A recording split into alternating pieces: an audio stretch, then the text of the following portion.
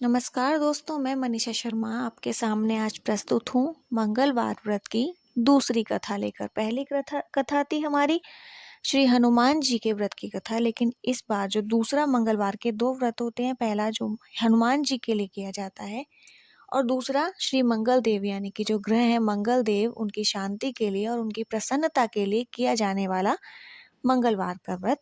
और इस पर जो कथा होती है वो मंगलिया की कथा होती है। तो मंगलिया की कथा इस प्रकार है। एक बुढ़िया थी, वह मंगल देवता को अपना इष्ट देव मानकर सदैव मंगल का व्रत रखती और मंगल देव का पूजन किया करती थी।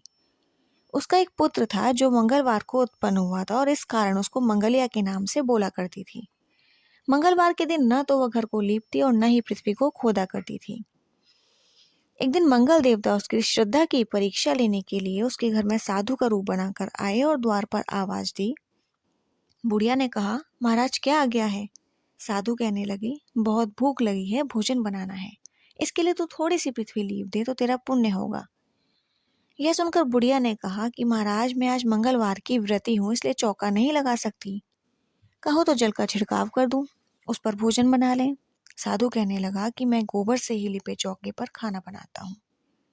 बुढ़िया ने कहा, पृथ्वी लीपने के सिवा कुछ और कोई और सेवा हो तो मैं सब कुछ करने के वास्ते उद्यत हूँ। तब साधु ने कहा कि सोच समझ कर उत्तर दो, मैं जो भी कुछ कहूँ तुमको सब कुछ करना होगा। बुढ़िया कहने लगी कि महाराज पृथ्वी लीपने के अलावा जो भी आज्ञा आप करेंगे मैं उसका पालन अवश्य करूंगी। बुढ़िया ने ऐसे 3 बार वचन दे दिया। तब साधु कहने लगा कि तू अपने लड़के को बुलाकर औंधा लिटा दे, मैं उसकी पीठ पर भोजन बनाऊंगा। साधु की बात सुनकर बुढ़िया चुप हो गई। तब साधु ने कहा, बुला ले लड़के को, अब सोच विचार क्या करती है? बुढ़िया मंगलिया मंगलिया कहकर पुकारने लगी। थोड़ी देर बाद लड़का आ गया। बुढ़िया ने कहा, जा बेटे, तुझको बाबा जी बुलाते हैं। लड़के ने बाबा जी से जाकर पूछा, क्या आज्ञा है महाराज? बाबा जी ने कहा, जाओ अपनी माता जी को बुला लाओ। तब माता आ गई तो साधु ने कहा, तू ही लिटा दे। बुढ़िया ने मंगल देवता का स्मरण करते हुए लड़के को औंधा लिटा दिया और उसकी पीठ पर अंगीठी रख दी। कहने लगी कि महाराज अब जो कुछ आपको करना है कीजिए, मैं जाकर अपना काम करती हूँ। साधु ने लड़के की पीठ पर रखी हुई अंगीठी में आग जलाई और उस पर भोजन बनाया। जब भोजन बन चुका तो साधु ने बुढ़िया से कहा कि अब अपने लड़के को बुलाओ, वह भी आकर भोग ले जाए। बुढ़िया कहने लगी, यह कैसे आश्चर्य की बात है? उसकी पीठ पर तो आपने आग जलाई और उसी को प्रसाद के लिए बुलाते हैं। क्या यह संभव है कि अब भी आप उसको जीवित समझते हैं?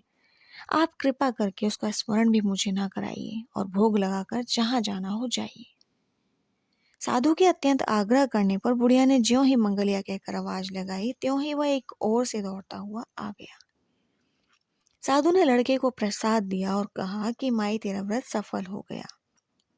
तेरे हृदय में दया है और अपने इष्ट देव में अटल श्रद्धा, इसके कारण तुमको कोई भी कष्ट नहीं पहुंचेगा। तो इस तरह ये कथा हमारी संपन्न हुई। तो हे मंगल देव, जैसे आपने उस बूढ़ी माई पर कृपा करी, ऐसे ही कृपा अपने सभी भक्तों पर कीजिएगा।